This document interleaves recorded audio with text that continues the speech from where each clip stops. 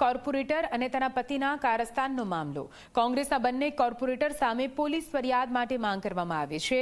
48 કલાકમાં બંને કોર્પોરેટર સામે કાર્યવાહી કરવાની માંગ કરવામાં આવી છે.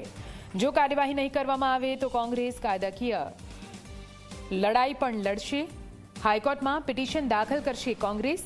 આવાસ અને ગેરકાયદેસર જમીન પર કબજો કરવાનો બંને કોર્પોરેટર અને તેના પતિ પર આરોપ લગાવવામાં આવ્યો છે. કોંગ્રેસે માનનીય કમિશનરશ્રીને આવેદનપત્ર આપીને બહુ સ્પષ્ટ કહેલું હતું કે આની અંદર ગુનો દાખલ થાય અને કરવો જોઈએ, પણ આ કોર્પોરેશનના કમિશનરશ્રી ઉપર જે કાંઈ પ્રેશર હોય અને એ પ્રેશરના હિસાબે ક્યાંક ને ક્યાંક ગુનો દાખલ કરાવતા નથી. પણ આ કોર્પોરેશન એટલી હોશિયાર છે કે પ્રાઇવેટ બિલ્ડરોની જમીન તાત્કાલિક ખાલી કરાવવા જઈ રહી છે.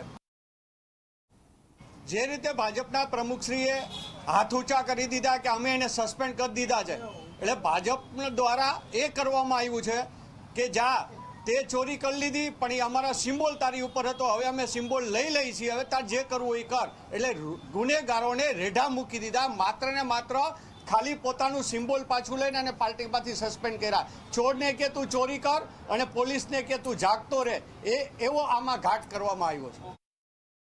રાજકોટના મેયરશ્રી અને કમિશનરશ્રી આ બંને કોર્પોરેટરની સામે લેન્ડ ગ્રેબિંગ એક્ટ, જે કાયદાકીય જે કોર્પોરેશનનો જે કાયદો છે, એક્ટ છે, એ મુજબ પગલાં 48 કલાકમાં લેવામાં નહીં આવે તો ના છૂટકે અમારે સુમો પિટિશન કરવા હાઈકોર્ટ જવું પડશે અને એના જવાબદાર તરીકે રાજકોટના મેયર અને રાજકોટના મ્યુનિસિપાલિટી કમિશનર શ્રી રહેશે. અમદાવાદના